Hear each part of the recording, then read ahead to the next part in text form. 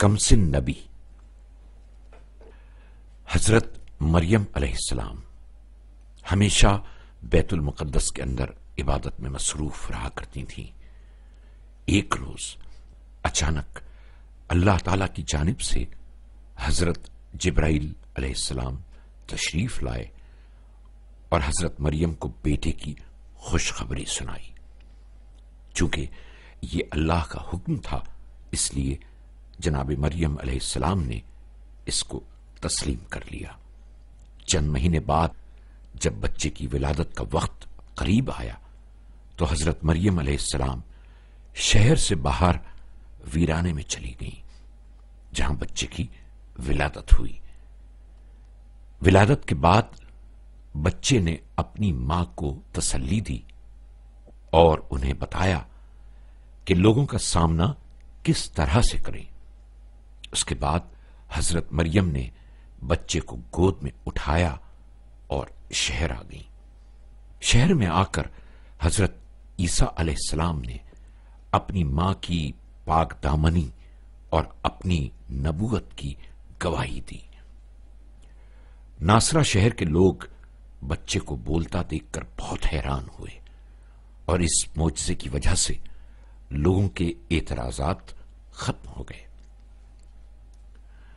اب کوئی بھی حضرت مریم سے بدگمان نہیں تھا۔ یہ عجیب واقعہ بہت جلد مشہور ہو گیا اور لوگ سمجھ گئے کہ یہ بچہ دوسرے بچوں سے مختلف ہے۔ اسی شہر کے کچھ لوگ ایسے بھی تھے جن کو اس معجزے پر یقین نہیں تھا۔ وہ کہتے تھے کہ بی بی مریم کے خاندان والوں نے اپنی عزت بچانے کے لیے خود ہی یہ واقعہ گڑھ لیا ہے۔ وہ لوگ اس بات پر یقین نہیں کرنا چاہتے تھے کہ اللہ تعالی بغیر باپ کے بھی اولاد پیدا کر سکتا ہے۔ حضرت مریم علیہ السلام نے ایسے لوگوں کی باتوں پر کوئی توجہ نہ دی اور اپنے گھر جا کر بچے کی پرورش میں مصروف ہو گئیں۔ حضرت عیسیٰ علیہ السلام بڑے ہوئے تو نبوت کے آثار ان کے چہرے پر صاف نظر آتے تھے۔ وہ اکثر ایسی بات کرتے کہ لوگ حیران ہو جاتے۔ حضرت عیسیٰ علیہ السلام جب 12 سال کے ہوئے تو ایک روز ان کی والدہ حضرت مریم علیہ السلام انہیں اپنے ساتھ بیت المقدس لے گئیں۔ وہاں مسجد اقصی میں علمی بحث و مباحثہ ہوا کرتا تھا جس میں حضرت عیسیٰ علیہ السلام بھی شرکت کرتے اور ان کی باتیں سنتے رہتے تھے۔ وہ اکثر اوقات دانشوروں پر ایسے اعتراضات کرتے کہ وہ ان کی ذہانت پر حیران رہ جاتے۔ رفتہ رفتہ سب انہیں پہچاننے لگے۔ اب حضرت عیسیٰ علیہ السلام ان کی محفلوں میں جاتے تو ان کی باتیں سننے کے لیے ایک دم سب لوگ خاموش ہو جاتے۔ حضرت عیسیٰ علیہ السلام کی یہ ذہانت خدا کا تحفہ تھا، اسی لیے وہ ہمیشہ کامیاب ہوتے۔ یہودی علماء بہت مغرور تھے۔ اب تک کوئی ان کے مد مقابل نہیں آ سکا تھا اور وہ ہمیشہ دوسروں کو شکست سے دوچار کرتے تھے، لیکن حضرت عیسیٰ علیہ السلام کے ہاتھوں شکست کھانے کی وجہ سے یہودی عالم حسد کا شکار ہو گئے۔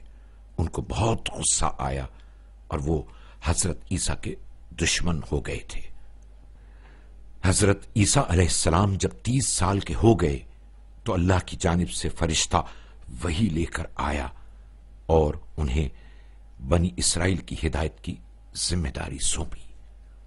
حضرت جبرائیل علیہ السلام خدا کی طرف سے حضرت عیسیٰ علیہ السلام کے لیے کتاب بھی لائے تھے جس کا نام انجیل تھا۔ یہودی اور حضرت موسیٰ علیہ السلام کے پیروکار اس زمانے میں منحرف ہو چکے تھے۔ ان لوگوں نے اپنی آسمانی کتاب توریت کی آیات میں تبدیلیاں کر دی تھیں۔ وہ غریبوں اور ناداروں کو مجبور کرتے کہ اپنے پیسے عبادت گاہ میں لا کر ان کے حوالے کر دیں۔ ان میں سے کچھ لوگ قیامت کے دن کا بھی انکار کرنے لگے تھے۔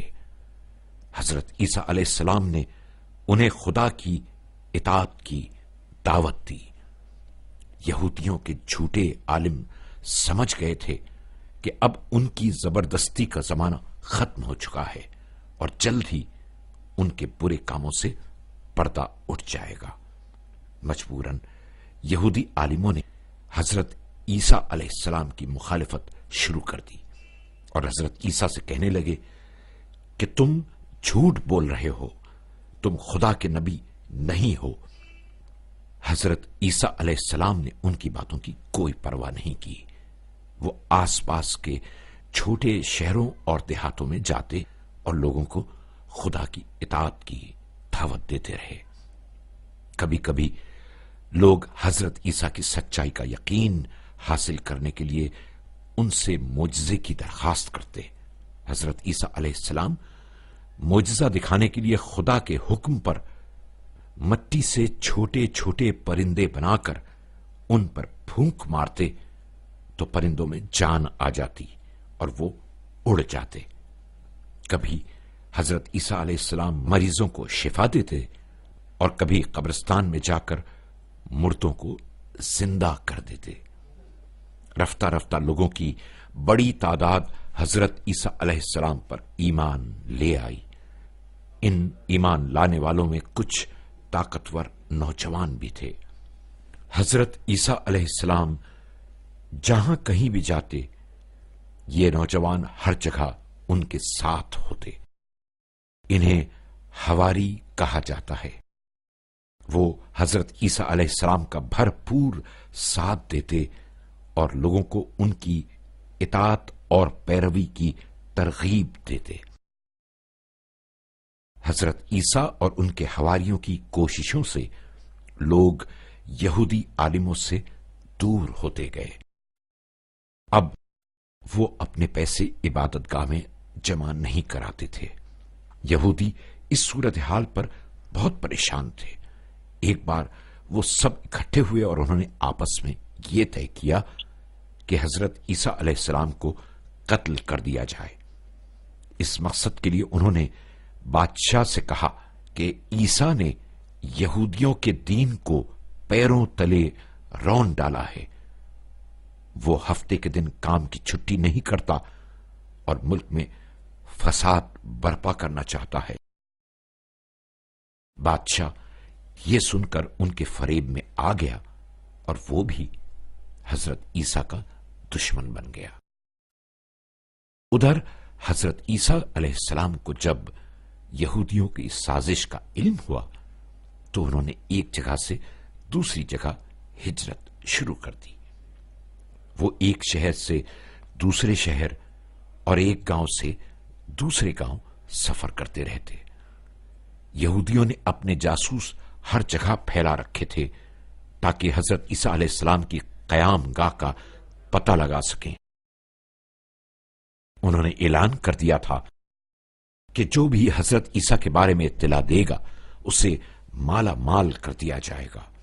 ایک روز تمام یہودی علماء بیت المقدس میں جمع تھے کہ حضرت عیسیٰ علیہ السلام کا ایک شاگرد جس کا نام یہودا تھا بھاگتا ہوا وہاں پہنچا اور وہ فوراً علماء سے ملنا چاہتا تھا۔ دروازے پر چوکیدار نے اسے روک کر وجہ پوچھی تو وہ لرزتی ہوئی آواز میں کہنے لگا، مجھے بہت ضروری کام ہے، اندر جانے دو۔ چوکیدار نے یہودا کی یہ حالت دیکھی تو سمجھ گیا کہ وہ بہت خوفزدہ ہے۔ اس نے اسے اندر جانے کی اجازت دے دی۔ یہودا اندر جاتے ہی کہنے لگا، میں عیسیٰ کے بارے میں خبر لایا ہوں۔ یہودی یہ سن کر بہت خوش ہوئے اور سب نے اسے مالا مال کرنے کے وعدے کیے۔ یہودا نے حضرت عیسیٰ علیہ السلام اور ان کے ساتھیوں کی جگہ بتا دی۔ یہودی عالموں نے فوراً بادشاہ کو اطلاع دی۔ بادشاہ اپنی فوج لے کر یہودی عالموں کے ساتھ اس باغ میں پہنچا جس کا پتہ یہودا نے بتایا تھا۔ یہودا ان سے پہلے ہی باغ میں پہنچ گیا تھا تاکہ دیکھ لے کہ حضرت عیسیٰ وہاں ہیں یا نہیں۔ اسی وقت خدا نے حضرت عیسیٰ علیہ السلام کی مدد کی اور انہیں آسمان پر اٹھا لیا۔ دوسری طرف اللہ تعالی نے یہودا کو سزا دینے کے لیے اس کی شکل حضرت عیسیٰ علیہ السلام جیسی بنا دی۔ اس لیے جب بادشاہ کی فوج باغ میں داخل ہوئی اور حضرت عیسیٰ علیہ السلام کو ڈھونڈنے لگی تو اچانک ایک فوجی نے آواز لگائی، وہ رہا عیسیٰ، وہ رہا۔ اور پھر انہوں نے یہودا کو، جو اب حضرت عیسیٰ کی شکل میں آ چکا تھا، گرفتار کر لیا۔ یہودا اس قدر خوف زدہ تھا کہ اس کی زبان بند ہو گئی تھی اور وہ اپنے دفاع میں کچھ کہہ بھی نہ سکا۔ لوگ اسے کھینچتے ہوئے باغ سے باہر لائے اور اسے سولی پر لٹکا دیا۔ اس طرح اللہ تعالی نے اپنے نبی کی مدد کی اور دشمن کو اس کے کیے کی سزا دی۔